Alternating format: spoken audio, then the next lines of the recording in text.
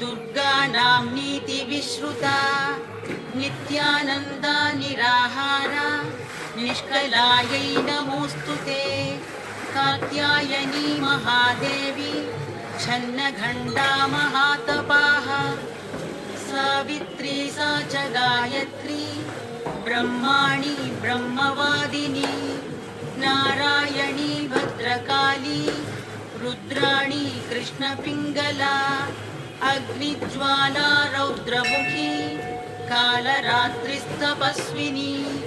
मेघस्वना सहस्राक्षी विकाराङ्गी जडोदरी महोदरी मुक्तकेशी घोररूपा महाबला अजिता भद्रदानन्ता रोगहर्त्री शिवप्रदा शिवदूती कराली च प्रत्यक्ष परमेश्वरी।